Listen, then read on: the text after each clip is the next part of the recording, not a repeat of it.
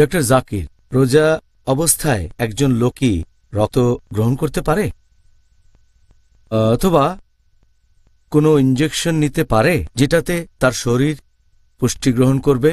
এটার কি অনুমতি আছে? শরীরে রক্ত নেয়ার কথা যদি বলেন, এই কাজটা পুষ্টি গ্রহণের ক্যাটাগরিতেই পড়বে। এখানে শরীরের ভেতরে রক্ত প্রবেশ করানো হয়, এজন্য এটাকে পুষ্টি গ্রহণের ক্যাটাগরিতে ধরা হয়। এটা তো অনেকটা খাবারের মতোই, কারণ খাবারটা প্রথমে পাকস্থলীতে যায়, তারপর রক্তে মিশে উপাদানগুলো রক্তের সাথে মিশে যায়। তাহলে শরীরে রক্ত প্রবেশ করাতে গেলে সেটাকে খাবার বা পানীয় গ্রহণ করার মতো বলে ধরে নেওয়া হয়, এতে রোজা ভেঙে যায়। একইভাবে যদি নাকের মাধ্যমে রাইস টিউব দিয়ে খাবার দেন তাহলে রোজা ভেঙে যাবে। এভাবে কিছু খাওয়ানো হলে রোজা ভেঙে যাবে। অথবা যদি ইনজেকশন নেন, এটা অনেকটা পুষ্টি গ্রহণের মতো, এক্ষেত্রেও তার রোজা ভেঙে যাবে।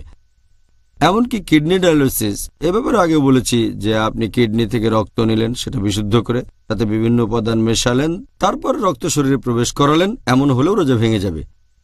যে কোনো ধরনের ইনজেকশন হোক ভেইনে অথবা হোক মাসলে অথবা অন্য কোথাও, পুষ্টি গ্রহণের কিছু না থাকলে ঠিক আছে, কিন্তু পুষ্টি গ্রহণের মতো কিছু থাকলে রোজা ভেঙে যাবে।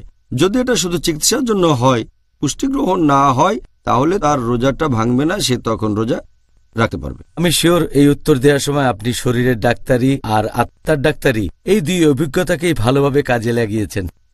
আমরাও জানতে পারলাম।